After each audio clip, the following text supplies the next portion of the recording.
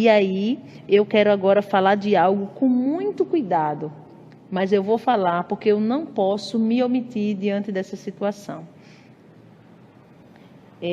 Quando nós começamos esse processo de busca, de oração e de jejum, eu falei que o nosso desejo de purificação veio de um testemunho de arrebatamento que nós ouvimos e eu pus na igreja de uma irmã, se eu não estou enganada, da Venezuela, a irmã Adelaide de Carrillo, que estava em espanhol, mas que hoje já tem ele no YouTube traduzido. Teve um outro testemunho, outros na verdade, que nós ouvimos e que toda a igreja ouviu. Vários outros. Porém, como eu falei, que todo testemunho que chegava ao meu conhecimento eu ouvia, eu perguntava ao Senhor se aquilo era verdadeiro ou não. Muitos eu cheguei a tirar a palavra, eu perguntava ao Senhor se eu devia ou não transmitir para a igreja. E eu tinha muito cuidado, porque eu sei que a internet é um campo que tem algumas mentiras. Mas teve um testemunho que chegou ao meu conhecimento e eu orei ao Senhor. E pelo fato de ter orado e de o Senhor ter me confirmado, eu expus, eu coloquei esse testemunho para toda a igreja ver. Os testemunhos eles são intitulados na internet como as experiências de Kenzo Atsushi e de Robert Atsushi. Por que eu falei para vocês que vou falar disso com muito cuidado? Porque eu estou falando agora das batalhas espirituais. Vou falar com cuidado porque eu vi todos e passei todos para a igreja. E eu me lembro que quando nós ouvimos, ainda não era, a gente não tinha ainda, o canal da Igreja Deus ainda não tinha dado a ordem para a gente entrar no canal. E ouvi todos, e quando o Senhor deu a ordem para a gente fazer um canal, o Senhor deu regras também para esse canal, o Senhor disse para colocarmos os nossos dados, o endereço, e o Senhor dizia que estava mandando fazer dessa forma para que muitos não tentassem colocar em descrédito, para que Satanás não tentasse colocar em descrédito os testemunhos, como Satanás havia feito, havia tentado fazer com os testemunhos dos seus servos, de outros servos seus. E aí o Senhor falou isso, tudo bem, fizemos. E depois de um tempo, eu ouvi alguns comentários de que os testemunhos de Kenzo e Robert não eram verdadeiros porque eles não existiram. E eu fiquei, Senhor, mas antes de eu expor esse testemunho para a igreja ouvir, primeiro o Senhor fez um trabalho na minha vida e eu orei ao Senhor e perguntei, como que agora eles não existem se eu perguntei ao Senhor? E aí eu passei em torno de 6 meses orando a respeito dessa situação. Por quê? Porque hoje, meus irmãos, muitas das batalhas que acontecem na nossa igreja, eu comparo, não são iguais 100%, mas muitas são muito parecidas a algumas batalhas que tinha descritas nos testemunhos do Kenzo e do Robert Atsushi. E aí eu passei 6 meses orando ao Senhor. E quando eu passei 6 meses ao Senhor, numa experiência de arrebatamento, prestem atenção que eu não estou falando de um sonho. Eu sei que Deus revela as coisas em sonhos, sim, não tenho dúvida disso. Mas eu estou falando de um arrebatamento que o Senhor falou. Minha serva, os testemunhos são verdadeiros. Eu estou usando a mesma frase que o Senhor falou. Abre aspas. Minha serva, os testemunhos são verdadeiros. Por que eu estou dizendo isso? Porque eu não posso afirmar para você e nem posso assegurar que o nome desses dois personagens na vida real foi de fato Kenzo e foi de fato Robert. Eu não posso afirmar onde eles viveram ou não viveram. Mas o que eu posso afirmar é o que Deus falou, que os testemunhos são verdadeiros. Agora, se por acaso quem postou da intenção de ganhar dinheiro ou não, ou chegou a modificar os nomes das cidades e das pessoas, eu não posso dizer, não posso afirmar. Isso eu não sei. Mas o que o Senhor disse em um arrebatamento foi para a irmã Thalia, quando eu perguntava ao Senhor, foi: minha serva, os testemunhos são verdadeiros.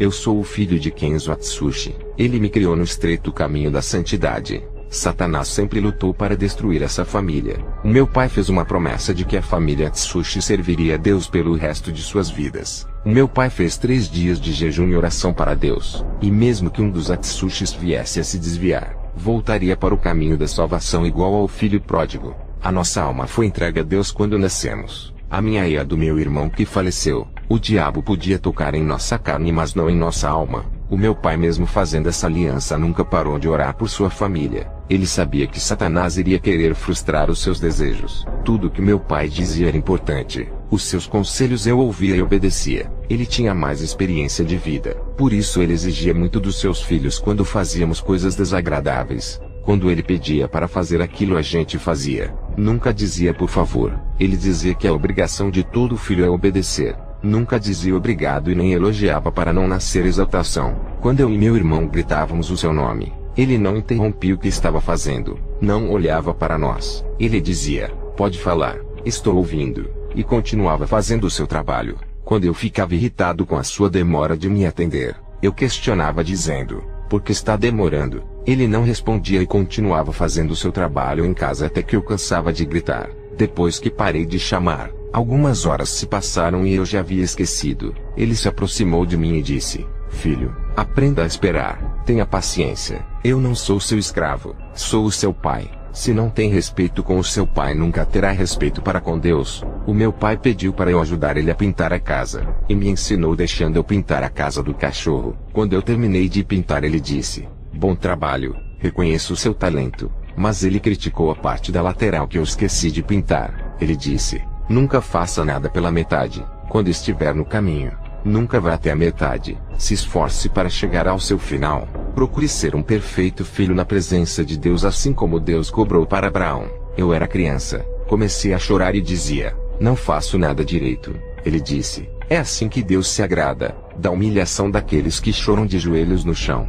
O homem que diz eu faço isso, ele precisa aprender. O homem tem que reconhecer que sem Deus não é nada, e que precisa dele para o ajudar. Meu filho, eu tenho certeza que vai melhorar a sua pintura. Um dia eu tirei nota 4 na escola. Cheguei com muita raiva em casa. Comecei a socar as portas e as paredes. O meu pai tranquilo disse: por que fazer isso? Vai acabar com as portas e as paredes. Elas não têm culpa das suas notas. Se existe alguém culpado, foi você que não estudou. Tudo aquilo fazia sentido para eu levar para o resto de minha vida. Assumir os nossos pecados e responsabilidades diante de Deus. E não culpar as pessoas pelos seus fracassos. Passei a estudar muito, e tirei a nota 8. Cheguei alegre em casa. O meu pai disse: consegui um bom resultado. Poderia ser melhor. Tirou 8 por causa de algumas questões erradas. Estude essas questões e veja onde errou, para que na próxima vez não cometa mais os mesmos erros. Aprenda a ser forte nas falhas. Isso é progresso. O meu pai foi maravilhoso. Estava me ensinando a palavra através de coisas simples da vida. Ele elogiava os grandes profetas da Bíblia. Me incentivava a como ser igual a eles. O meu coração ardia para ser igual a esses homens. Eu sabia que o meu pai elogiava muitos profetas da Bíblia. Eu queria ser igual a esses homens para receber elogios do meu pai. Hoje compreendo que assim como uma criança de 7 anos se esforçava para agradar o pai e desejava ser igual aos profetas para chamar a sua atenção, isso me ensinou a chamar a atenção de Deus fazendo tudo o que Jesus e os seus apóstolos fizeram. O meu pai deixou a sua herança espiritual que hoje passou para o seu filho. Ele deixou o seu legado de fidelidade para a igreja. Ele morreu dia 2 de junho de 2016. Alguns meses depois da sua 9ª experiência, já tinha perdido o meu irmão naquela tragédia acidental do caminhão que destruiu a nossa casa. Depois a minha mãe Akemia morreu. E por último meu pai, segundo o médico, falência de múltiplos órgãos. E meu pai morreu dormindo.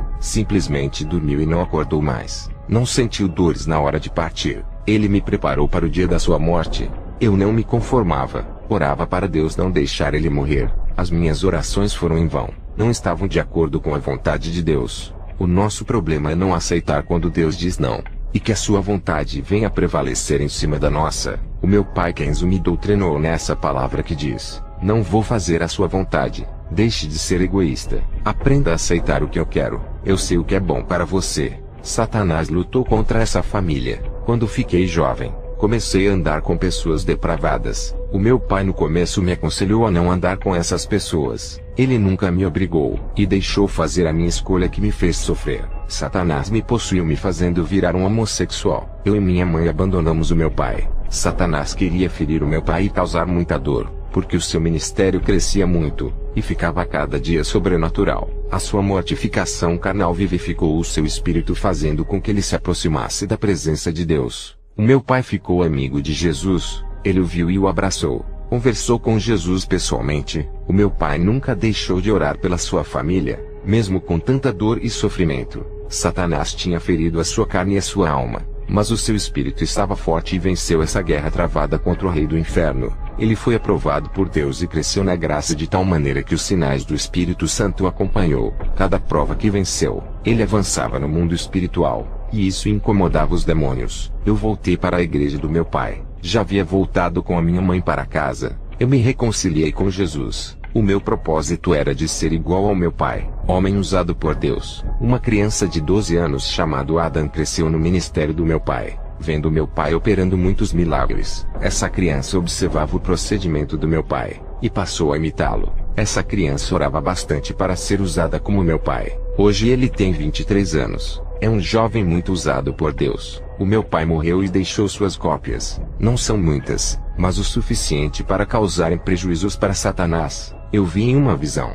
o nome dos irmãos Robinson, Barney, Justin e das irmãs Audrey e Carly. Os nomes desses irmãos estavam na lista dos demônios. Eles eram os próximos alvos dos ataques dos demônios por se comprometerem a seguir o exemplo do meu pai. O meu pai não gostava de ficar devendo à loja ou a algum vizinho. Isso o incomodava. Ele sempre pagava sua dívida em tal dia e hora marcada. Sempre foi pontual. Foi isso que ele aprendeu com Deus. Chegar sempre na hora certa. O meu pai entrou em uma esfera espiritual. Parecia que ele não estava nesse mundo. O seu corpo estava aqui, mas o seu espírito ligado com Deus. Ele estava tão conectado com os céus, que as coisas da terra perderam a importância. Ele não se importava com bens, dinheiro. Tudo isso não tinha valor algum. O seu desejo de viajar para a Itália, França, Brasil, Argentina, Jamaica fazia parte do seu planejamento para o ano de 2018. O meu pai não tinha preconceito de pregar em igrejas diferentes. Podia ser a igreja mais maligna. Se enviasse o convite, ele não recusava. Tudo isso fazia parte de sua estratégia de confrontar o diabo dentro do seu território.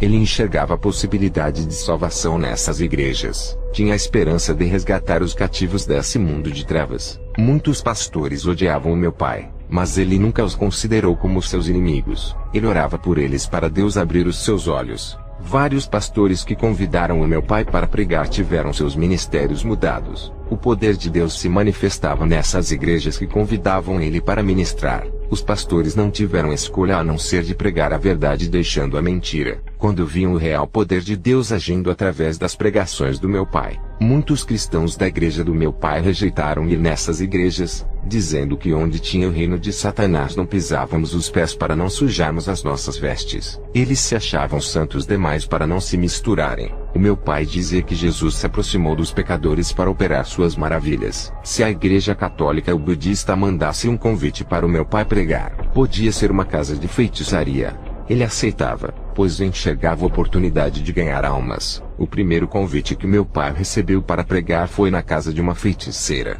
Os demônios perturbavam essa mulher que chamou vários pastores para fazer oração. Todos tinham medo, e se recusavam a lutar com os poderes das trevas. O meu pai foi o único que aceitou orar por ela. As imagens dos santos começaram a estourar. Aquela mulher naquele dia viu o poder de Deus e entregou a sua vida se tornando membro da sua igreja.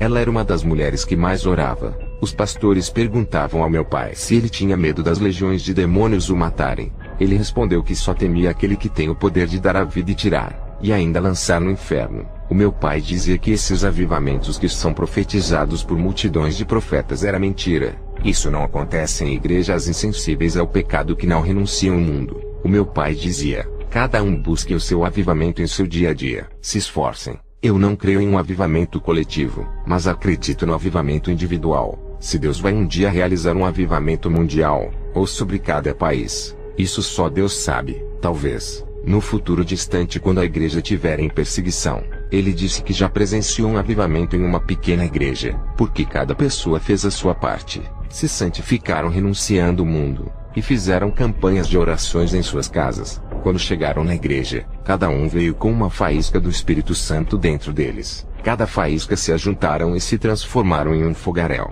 O templo foi incendiado pelo poder de Deus. Essa foi uma das igrejas que ele foi. Em uma cidade que tinha mais de 50 igrejas mortas, uma entrou em avivamento espiritual naquele lugar. O meu pai dizia: parem de depender de mim, vou morrer, e o mesmo Espírito que está em mim continuará com vocês operando. Dependam do Espírito Santo a partir de hoje. A sua atividade na igreja não pode acabar. O meu pai era valente contra os demônios. Ele sabia quem era o seu grande inimigo. Com as pessoas ele era amável. Chorava na madrugada em oração pelo povo. Parecia o profeta Jeremias. Eu não fico um dia sem ler a Bíblia e orar. A minha comunicação com Jesus é a base do nosso relacionamento. A comunicação é a oração. Conversar com Jesus é como um namoro espiritual do noivo com a noiva. E através desse relacionamento nascido da oração que o amor cresce. E a chama da comunhão aumenta. Passei a amar Jesus quando comecei a me comunicar com Ele. Jesus passou a me amar, e não vai perder a minha alma para o diabo.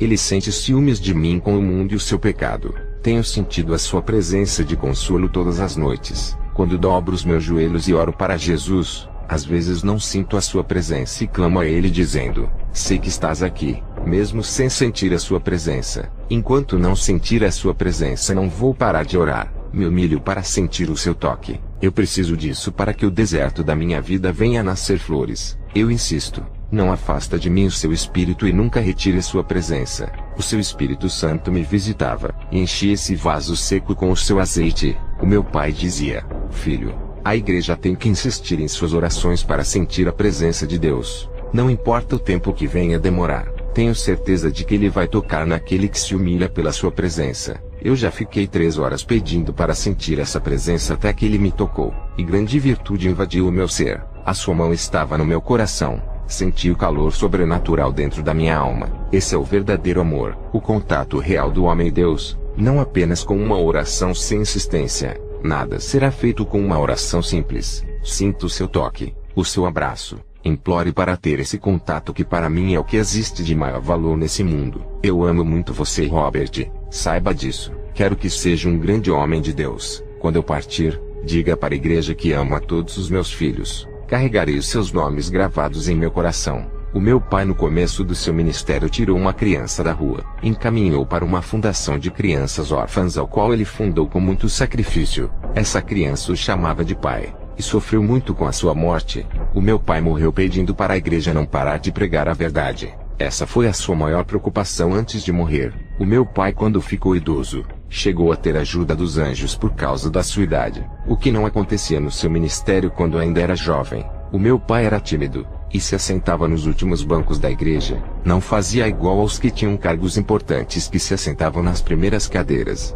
A palavra de Deus diz que os últimos serão os primeiros. Ele não tinha oportunidade, e ninguém olhava para ele. Não tinha reconhecimento como homem de Deus, apesar de viver uma vida santa. Para a igreja, era apenas um membro insignificante. Meu pai, depois que renunciou ao mundo, ficou 4 anos orando diariamente sem parar, e recebeu grande autoridade no mundo espiritual. Em 8 anos a sua autoridade dobrou. Em 12 anos estava mais forte. Antes dos 4 anos de oração e santificação, o meu pai não tinha nenhuma autoridade. Era apenas um homem simples. Deus exaltou o meu pai na igreja do seu pastor onde ele começou. Ele foi mais usado do que o seu pastor, causando espanto para muitos que o desprezavam. Um homem sem cargo na igreja tendo mais autoridade do que o seu pastor. Quando uma pessoa caía endemoniada com uma legião, o pastor não conseguia expulsar mais ninguém da igreja. O meu pai, com apenas uma ordem e um sopro, mandava aquela legião embora. Ele não se engrandecia por ser exaltado por Deus. Quanto mais ele se diminuía, mas Deus o fazia grande. O meu pai sempre foi uma pessoa diferente de todas. Era humilde e amoroso. Se ele tinha mais autoridade na igreja do seu pastor onde ele começou, foi porque se destacou entre a multidão, fazendo Jesus enxergar ele entre muitos. Ele atraiu os olhos de Deus para si, através de suas atitudes, assim como foi Jó. O meu pai era um exemplo vivo do seu ministério. Ele viajava para vários países e nunca precisou de intérprete. O Espírito Santo tomava sua boca e falava o idioma daquele país aonde ele estava fazendo a missão. Eu me reconciliei com Jesus e tinha acabado de voltar para a igreja do meu pai. Pedia dons para Deus e não recebia nada. Para eu conseguir chegar a ser usado por Deus não foi fácil. Eu tinha muitos demônios. Filho de um homem de Deus que trabalhava com libertação, eu estava com legião de demônios. O meu pai não ficava na igreja para resolver o meu problema. Ele viajava muito fazendo a missão de Deus. Eu tinha que me libertar desses demônios lutando sozinho. Orava e jejuava. Em um sonho, eu me via parado igual a uma estátua, e Jesus enfiava a sua mão no meio do meu peito e puxava os demônios para fora de meu corpo, e dava a ordem para eles não voltarem. Eu via Jesus puxando uns 50 demônios dentro de mim. Ele arrancava de dentro do meu interior. Aqueles 50 demônios hospedeiros eram os últimos que estavam em mim. No sonho, eu não via o rosto de Jesus por causa do brilho de sua face. Só conseguia ver o seu corpo. Ele dizia: esses demônios hospedeiros são os últimos moradores dessa casa. Para quem chegou na igreja com uma legião e agora só tinha 50 que Jesus expulsou, já era uma vitória. Enquanto esses demônios estavam dentro do meu corpo fazendo um banquete e bagunçando a casa, eu vivia perturbado, tinha pesadelos, insônia, vontade de me matar. Os desejos de ser homossexual de novo era forte, por isso que eu demorei a casar, e ainda tive que esperar Deus preparar uma mulher segundo o seu coração. No sonho, um desses 50 demônios estavam com cadeiras parecendo poltronas. Eles estavam sentados em várias partes no interior do meu corpo. Um tinha o seu trono dentro da minha cabeça, o outro estava sentado dentro do meu coração. Outros estavam nos joelhos, canelas, coxas, braços, mãos, costas, barriga, na parte genital que fazia eu não sentir desejos por mulheres. Eu peço perdão aos irmãos por falar dessa maneira. Foi o modo mais decente que tive que explicar. Quem é espiritual vai entender. Tinha demônios até no interior. Esses tronos estavam dentro da minha alma. Eu não conseguia ver por se tratar do íntimo. A minha visão no sonho enxergava os tronos muito distantes. A minha visão alcançava o meu corpo onde estavam os demônios. Os que moravam na minha alma estavam longe do alcance dos meus olhos. Jesus me limpou de tudo. Destronou eles acabando com a festa. Depois desse sonho, fiquei 1 ano passando por processos de libertação. Tem pessoas que largaram o pecado ontem e querem ter um relacionamento espiritual com Deus hoje. Nem se libertou por completo. Se eu não tivesse me afundado na prostituição e obedecido ao meu pai, não passaria por um processo de libertação demorada. Quem está no caminho de Jesus não desvie, para que a sua vida espiritual não seja a morada de demônios. 1 ano depois da minha libertação, comecei a querer dons, mas não recebia. Jesus apareceu para mim em sonho como da outra vez. Seu rosto resplandecia. Ele disse: venha comigo. Eu o acompanhei até chegar na porta de uma fornalha de fogo. Ele disse: atravesse essa fornalha até o final e seja purificado. Eu disse: não quero, tenho medo de morrer. Ele disse: qual é a sua escolha? Ser purificado pelo fogo para a sua salvação ou ser purificado pelo fogo do inferno para a sua condenação? Lá, o fogo queimará os seus pecados eternamente, e nunca terá redenção. Eu entrei naquela fornalha, senti um calor queimando a minha carne. Vermes do pecado que estavam dentro de mim caíram no chão.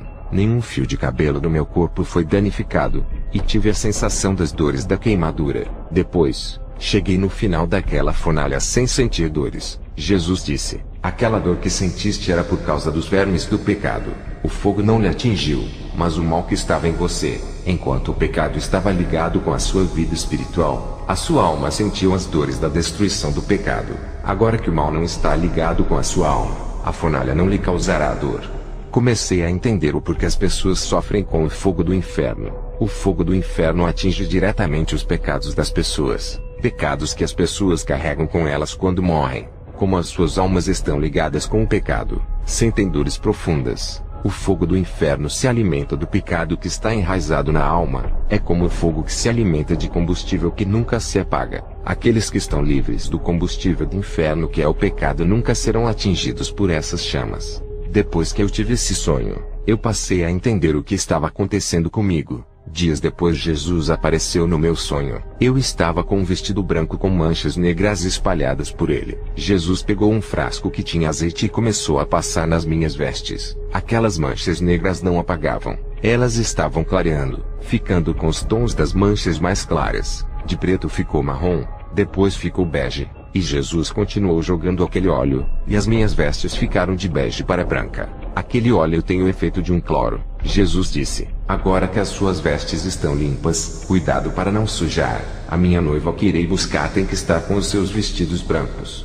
Apesar da minha libertação, Eu ainda tinha mágoas do passado e pecados ocultos que não havia confessado. Fiz jejuns, me humilhei orando para esquecer desses pecados. Tive que liberar perdão a todos aqueles que me feriram quando eu estava na prostituição. Essa era a última purificação que passei. Fiquei por um ano passando pelo processo de purificação e comecei a orar mais um ano. Jesus começou a derramar os seus dons. Ao todo foram 3 anos de oração sem parar. Não desisti de querer me aproximar de Deus. Recebi os dons que tanto queria. Enquanto meu pai viajava, eu ajudava o vice-presidente dele na igreja. Depois da morte do meu pai, fiz o seu enterro. Voltei para casa e comecei a orar. Fiquei 3 dias orando sem parar. Desde o dia do falecimento do meu pai até o dia 4 de fevereiro de 2016, quando fui arrebatado. Enquanto a minha esposa estava dormindo, uma voz me disse: "Hoje irei arrebatar."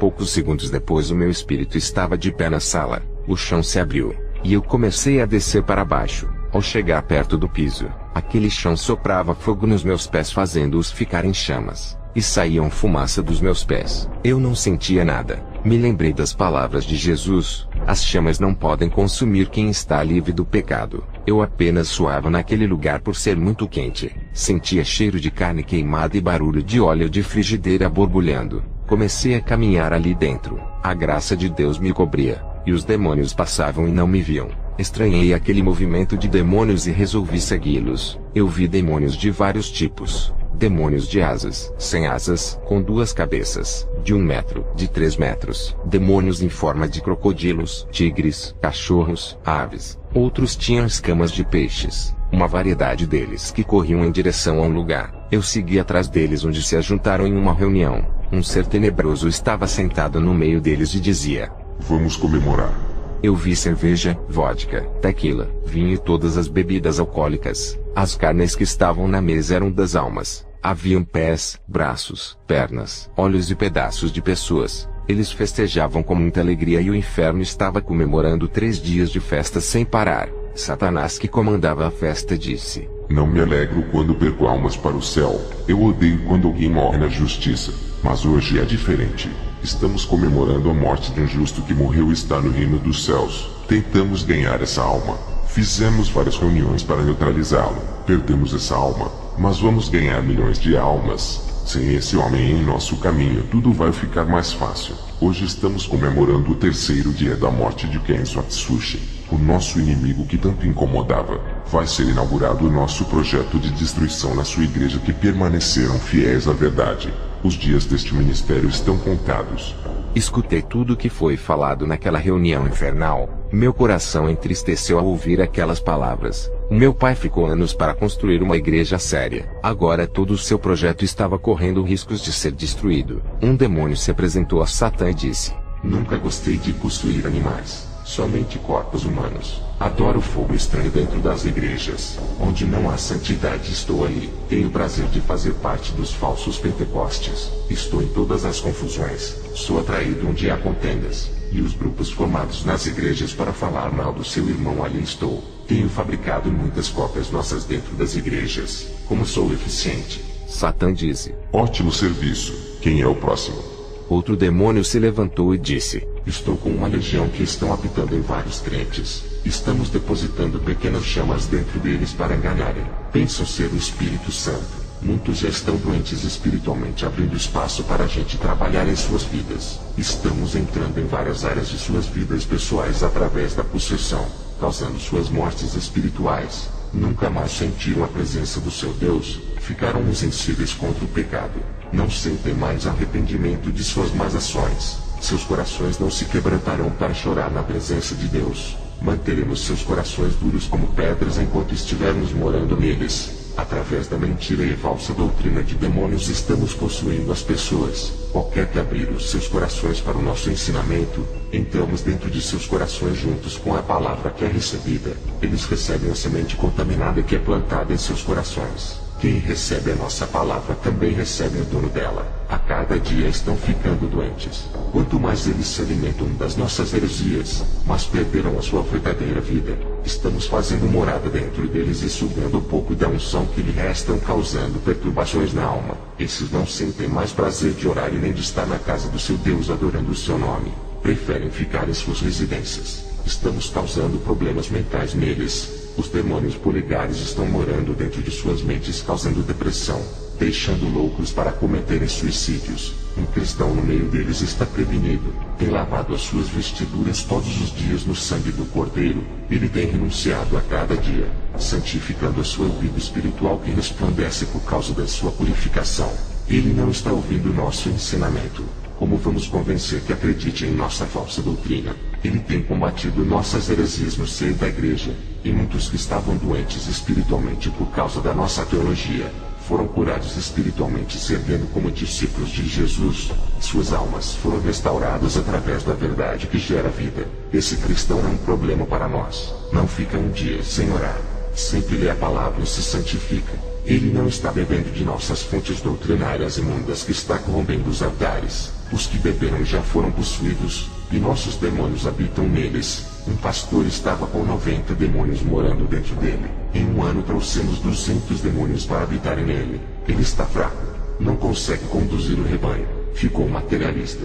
Esse já estamos controlando toda a sua vida. Ele era santo, mas o seu contato com os falsos profetas fizeram ele ser influenciado com seus falsos ensinamentos, contaminando a sua vida espiritual, abrindo fendas para entrarmos na sua vida. Agora os demônios habitam nele por todas as partes do seu corpo, se alimentando da sua alma e de suas emoções. Nas igrejas onde não há verdade do seu Deus, eles perecem. Muitos já estão infestados de demônios. Seus pastores não têm autoridade para libertarem as suas ovelhas porque também estão possuídos e precisam ser libertos. Satã disse: Parabéns pela vitória. Oferecerei recompensas para quem derrubar os santos que estão de pé. Se falharem, vocês pagarão um alto preço quando chegarem no inferno. Terminei de ouvir aquelas conversas e queria sair do inferno. Comecei a caminhar por alguns minutos. A cobertura que não permitia os demônios me verem desapareceu. Um demônio me viu. Comecei a correr. Ele corria atrás de mim. Cheguei a um lugar sem saída. O demônio olhou para mim e disse: Estás preso aqui. Eu apontei o dedo para ele e disse: Eu lhe repreendo em nome de Jesus. O demônio deu gargalhada e disse: Não tem autoridade aqui em nosso mundo. Só quem tem é Satã. Eu continuei a repreender dizendo: Para trás, demônio. Ele olhou para mim e disse: Estás em nosso mundo. Não pode nos derrotar aqui. O seu Deus não está aqui. Lá na terra você consegue nos queimar. Me queima agora se tu podes. Aquele demônio me pegou com uma violência e disse: Satã vai adorar ver você, o filho do homem que nos dava prejuízo. Antes de levar você até o chefe, tenho uma surpresa para você. O demônio me levou em um lugar onde estava a minha mãe a caminha. Eu chorei ao ver ela acorrentada e me pedindo socorro. Enquanto aquele demônio dava gargalhadas, um fogo atingiu. A chama ardia em seu corpo. Ele corria e gritava. O anjo apareceu para mim, olhou para minha mãe pegando fogo e disse: Chega de enganação.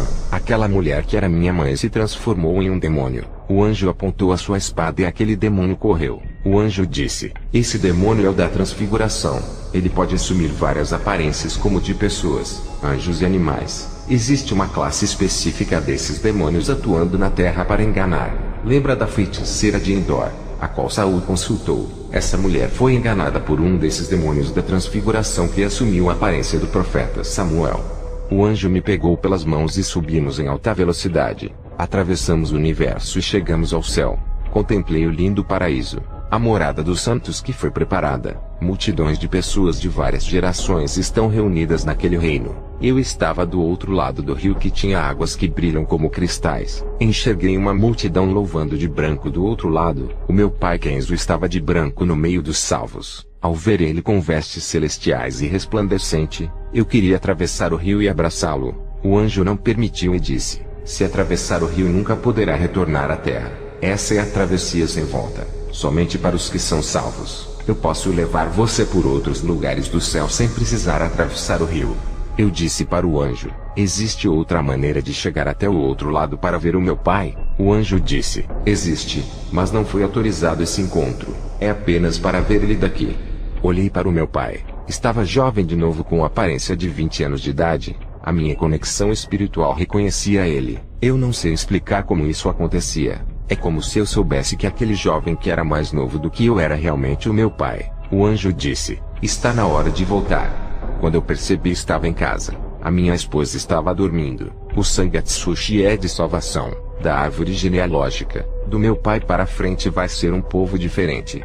Depois do meu arrebatamento voltei às minhas atividades na casa de Deus. Atendi todas as agendas de convites. Os demônios temiam muito que eu alcançasse o mesmo nível espiritual do meu pai. Os demônios passaram a me perseguir incorporados em cristãos. Isso acontece com todos os que servem a Deus. Os demônios querem que usamos a nossa carne para ofender e discutir com os cristãos que gostam de contendas. Não podemos esquecer que a nossa luta é contra o diabo. Eu não vou dar ouvidos para ofensas e insultos dos irmãos. Não ocupo meu tempo com debates. Sei usar o meu tempo para orar e ganhar almas. Pessoas que debatem a palavra de Deus abrem fendas para possessões. Eles agem dessa forma por estarem na carne, deixando o demônio entrar em suas fraquezas. Em um debate ninguém aceita perder. Posso afirmar que os dois perdem, e o diabo ganha com isso. Eu conheço o mundo espiritual, e sei como Satanás age. Perdemos um membro de nosso ministério por causa de discussões doutrinárias. Ele se envolveu em debate com outro cristão de outra igreja. Esse rapaz passou a perseguir ele. Ganhou o inimigo que lhe roubou a paz. Ele teve que ir embora por causa da perseguição. Aconteceu algo bizarro em uma igreja aqui perto. 2 cristãos discutiam, e as suas rivalidades chegaram em um grau tão alto que um assassinou o outro e foi preso. O Senhor Jesus me mostrou na visão um pastor usado nas mãos de Deus que não vigiou e deu lugar para o diabo. Um espírito maligno o possuiu, e passou a morar dentro dele e controlar a sua vida. Esse demônio se instalou dentro dele sugando o amor, a paz, o gozo, a bondade, a mansidão, a temperança e a fé. Todos os frutos do Espírito que tinham em sua vida foram tirados por esse novo habitante do seu corpo. Depois dessa visão, Satanás apareceu a mim pessoalmente e disse: Vai querer ser missionário, jovem Atsushi? Satanás fez aparecer uma imagem de crianças africanas e disse: Quanto que vale essas almas para você? Está disposto a arriscar a sua vida miserável por eles, ter o sangue derramado e a cabeça decepada do seu corpo? Olha para eles, são pobres, sem tetos, sujos, imundos e não valem a sua morte. Eles nunca agradecerão por mais que faça alguma coisa por eles. Vai querer abrir uma nova igreja. O povo rejeitará a sua doutrina. Será perseguido e humilhado por suas ovelhas. Não aceitarão as suas palavras. Mesmo que fale a verdade para o bem de cada membro, não vão parabenizar você. Sabe por quê? São ingratos, julgadores, atiram pedras, sem amor e afeto, desunidos, e não sabem o dever de um verdadeiro cristão. Até eu que sou um anjo caído entendo mais a palavra do que eles. Sem o dever do verdadeiro cristão, essas igrejas da atualidade não sabem ser cristãos de verdade. Eu disse: Satanás, você menospreza o povo de Deus por não ter amor. O seu coração é pura treva, sem compaixão nenhuma. Para você, esse povo pobre não passam de lixos da sociedade, mas Jesus derramou seu sangue precioso por eles, sangue de realeza, puro e divino, mostrando o grande valor de cada vida na terra. Se para Jesus eles são valiosos, para mim também eles valem tudo isso. Quem sou eu para menosprezar esse povo, se Jesus morreu por eles? Porque eu não posso ter o meu sangue derramado também. A igreja que meu pai deixou foi atacada por várias igrejas que diziam que nós éramos extremistas e seita. Esses ministérios para crescerem tinham que destruir os outros. Vivem em concorrência disputadas pelas almas por causa das ofertas. Isso não leva à vitória. Não há benefício para Deus. Eles tentavam destruir o nosso ministério que o meu pai fundou e não conseguiram. A porta do inferno nunca prevalecerá contra essa obra. Trabalho com libertação. Uma mulher entrou cheia de demônios. Estava doente. Tomava remédios para várias enfermidades e nada acontecia. Ela foi em várias igrejas. Os demônios se manifestaram e não saíram de seu corpo. Ela continuava doente. Quando ela visitou o nosso ministério, os demônios foram obrigados a saírem. Não expulsamos os demônios. Ela apenas se converteu e foi curada das enfermidades. O Espírito Santo me trouxe uma revelação dizendo: expulsei os demônios da enfermidade fazendo-os carregarem as suas doenças junto com eles. Aquela mulher estava livre dos demônios. Nunca mais teve sintomas e se libertou daqueles remédios. Outra mulher que chegou na igreja com câncer de mama. Fiz uma oração e o Espírito Santo me disse que tinha um demônio dentro do seio daquela mulher. O demônio tinha o tamanho de uma cereja e estava alojado ali dentro. Eu expulsei, e aquele câncer desapareceu. Pessoas que congregaram em nosso ministério foram abençoadas. Não estou dizendo que nomes de denominações salvam. é que no nosso ministério as pessoas têm uma cobertura espiritual. Homens vivem de joelhos intercedendo pelas pessoas dessa igreja. Mulheres jejuam por essa obra. Aqui ensinamos a viverem o verdadeiro evangelho original, não cópias piratas desse evangelho. Um homem de uma igreja morna reclamava de não sentir a presença de Deus. Pediu para fazer a missão com o meu pai quando ainda vivia. Ele foi ensinado e preparado para a missão. Esse homem aprendeu o que são os valores espirituais. Ele retornou para o seu ministério e fez a diferença.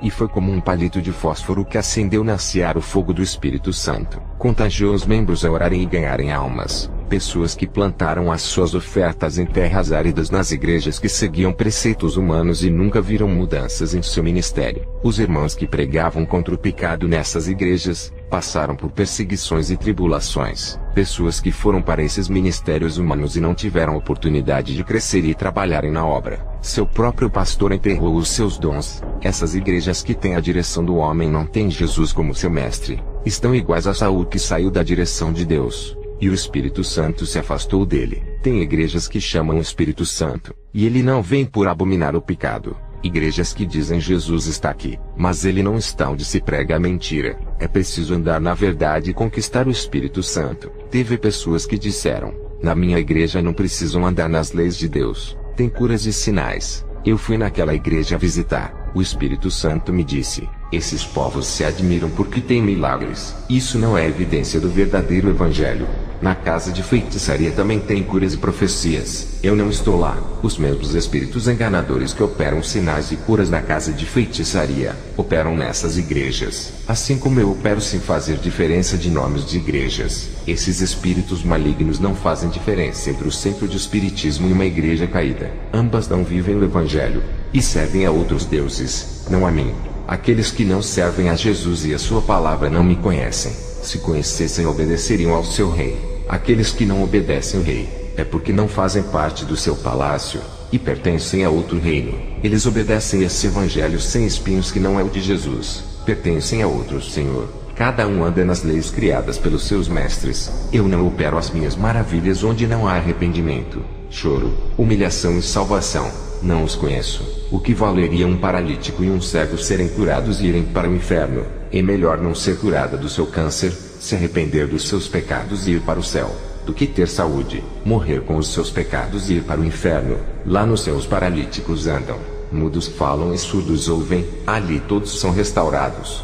Depois dessas revelações de Jesus, fui para minha casa pensando no maior problema das igrejas, pastores que não se preocupam com a salvação de almas e nem da deles. Para esses, o seu galardão é na terra. As igrejas de curas e prosperidades estão cheias. As pessoas estão ali pelo bem-estar, não procuram salvação. As marcas dessas denominações ficaram famosas pelas curas e sinais. Essas denominações ficaram conhecidas pela mídia e se transformaram em uma grande empresa, lucrando muito e fazendo negócios da palavra de Deus, colocando pessoas no mundo de fantasias da Disney, onde Jesus é o gênio da lâmpada. 90% da população escolhem essas igrejas por causa de suas promessas. Isso explica o quanto as suas carnes são cheias de concupiscências. Com esse tipo de evangelho pregado nos Estados Unidos, as pessoas não são libertas. O que traz a libertação é a verdade, e não a mentira. O que salva é a veracidade da palavra. A falsificação do evangelho leva para o inferno. Esses pregadores que conquistam o povo pela sua oratória e dizem,